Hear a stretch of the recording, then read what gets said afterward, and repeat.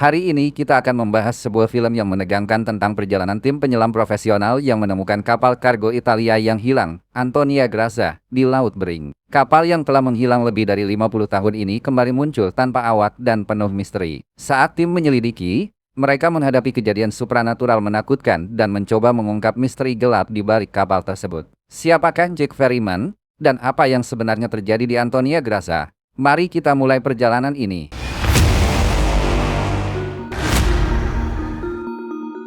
Film dimulai pada 1962 di sebuah kapal laut Italia bernama Grazia.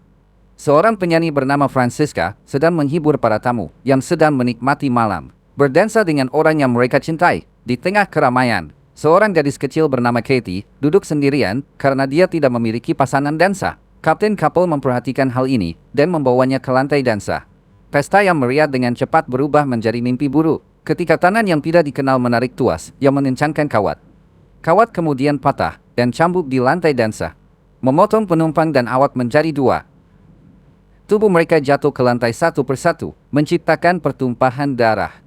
Satu-satunya orang yang bertahan di lantai dansa adalah Katie, karena kawat tidak bisa mencapainya karena tinggi badannya. Adegan dipotong menjadi 40 tahun kemudian di hari ini. Tim penyelamat 6 orang sedang menyelamatkan kapal acak dari laut. Kapten Murphy memimpin timnya dan berhasil membawa kapal ke darat. Kelompok itu kemudian pergi ke sebuah pub untuk merayakannya, di mana mereka didekati oleh seorang kenalan lama bernama Jack. Jack juga bekerja di industri maritim dan telah mendengar tentang kapal hantu dari tahun ke-1962. Rumor mengatakan kapal itu berisi peti emas yang telah hilang selama setengah abad. Siapapun yang membawa kapal ke darat dapat mengklaim apa yang ada di dalamnya. Tim juga termasuk Greer Santos, Dutch Munder, dan satu-satunya wanita, Maureen, tertarik. Tim berangkat untuk mencari kapal dengan kapal tunda salvage mereka. Keesokan harinya, setelah beberapa jam perjalanan, mereka mencapai tujuan mereka, tapi pelacaknya tak menunjukkan kapal di daerah itu. Mereka memeriksa apakah itu bekerja dengan benar, dan menyimpulkan bahwa laporan itu salah. Saat mereka akan berbalik, mereka melihat kapal komersial besar di depan mereka.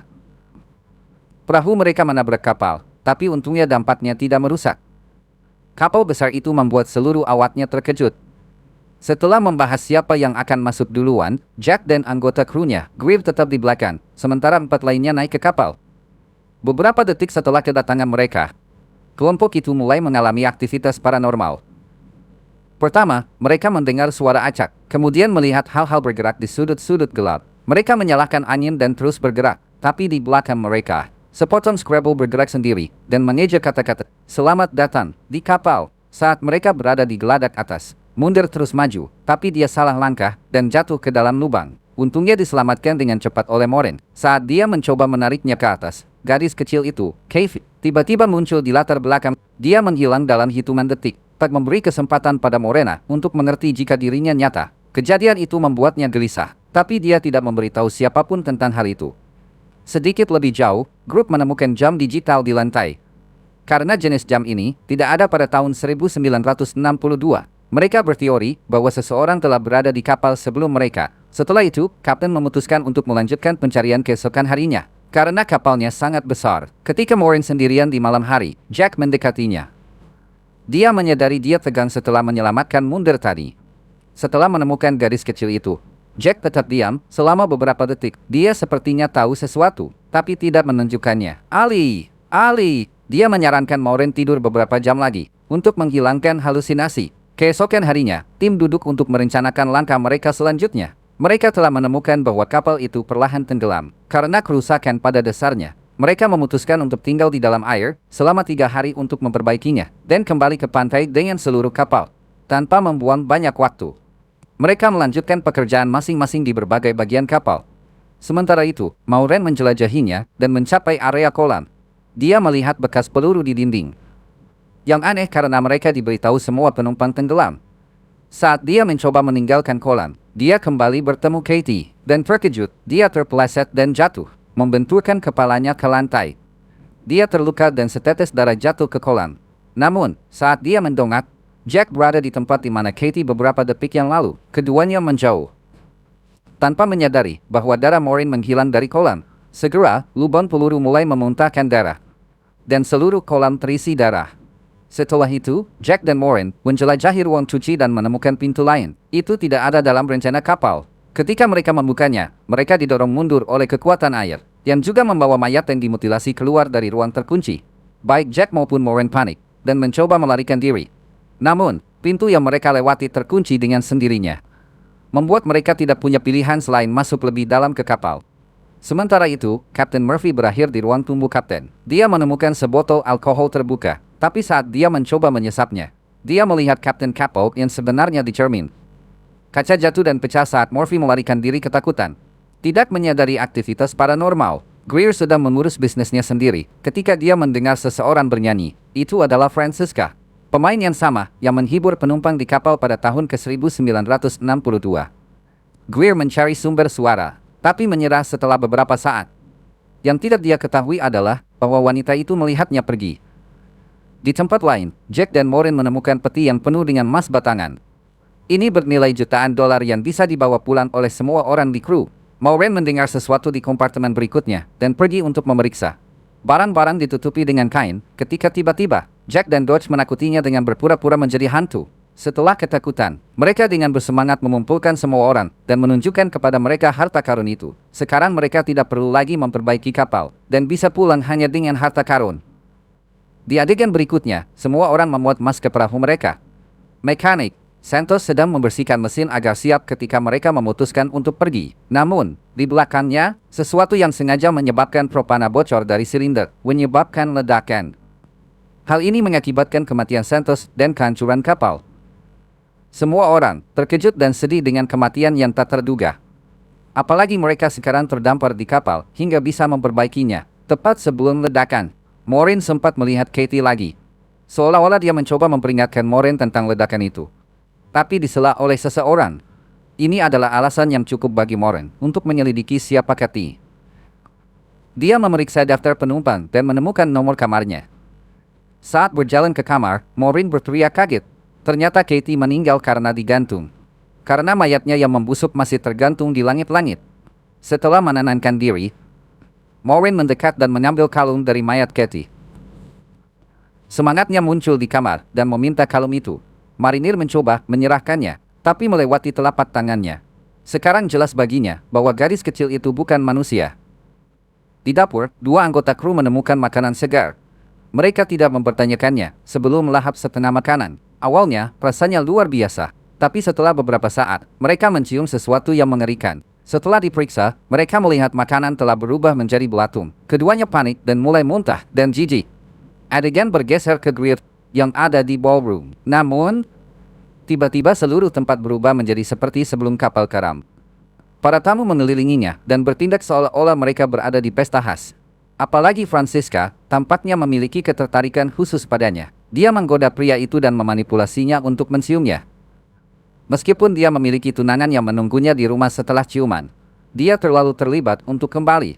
Francisca mulai membuka pakaiannya saat dia mengikuti, berharap bisa berakhir di kamarnya. Tapi sebaliknya, dia jatuh dari platform tinggi dan mati. Ini adalah metafora kemana pengkhianatan mengarah dalam hidup. Wanita cantik itu kemudian menunjukkan wajah aslinya yang cacat. Sementara itu, Murphy berada di kamar kapten, ketika tiba-tiba, sebotol alkohol mulai bergerak sendiri. Dia memperhatikannya dengan cermat, dan kemudian menemukan Kapten Kapol duduk di depannya. Pria itu menawarkan minuman pada Murphy, untuk ketidakpercayaannya. Kapten tidak ada di sana untuk menyakitinya, tetapi untuk berbicara.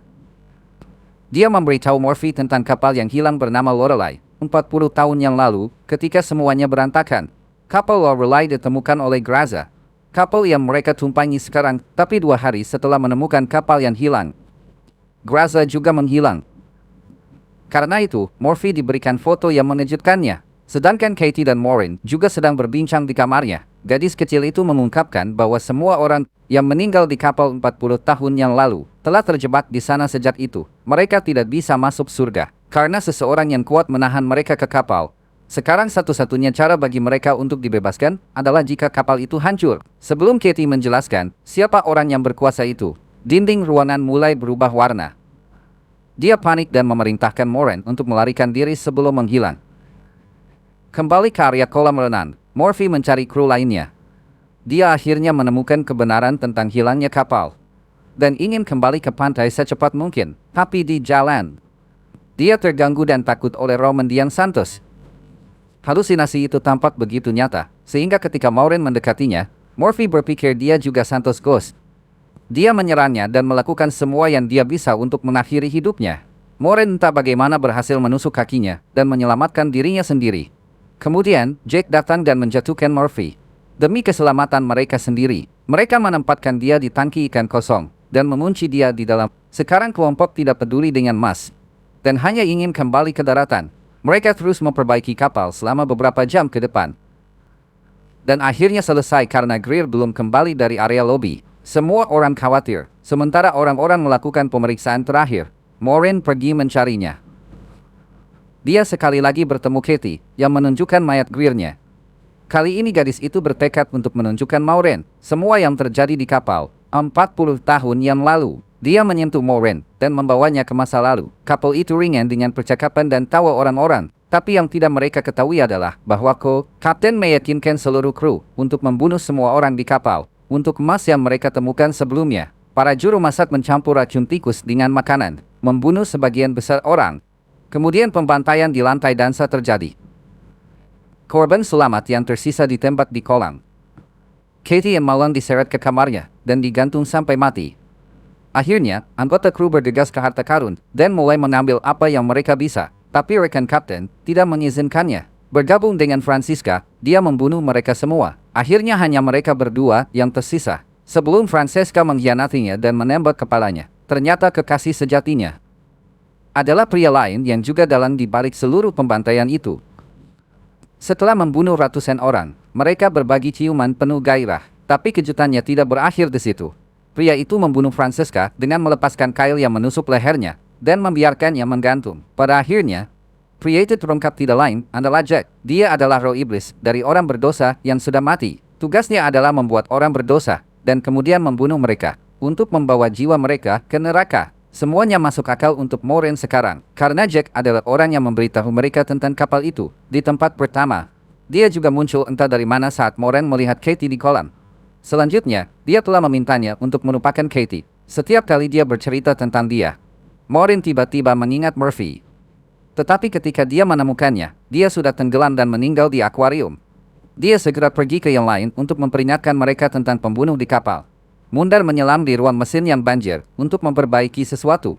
Dia ingin mengikutinya, tetapi pipa air berubah menjadi merah karena darah, menunjukkan bahwa Mundar juga mati. Sekarang satu-satunya orang yang tersisa adalah Maureen, menghindar dan mendongkrak dirinya sendiri. Maureen meminta menghindar untuk menawasi Jack, sementara dia pergi untuk menempatkan bahan peledak di kapal. Beberapa saat kemudian, ketika menghindar dan Jack sendirian, Jack mengacaukan kepalanya dan memulai perkelahian.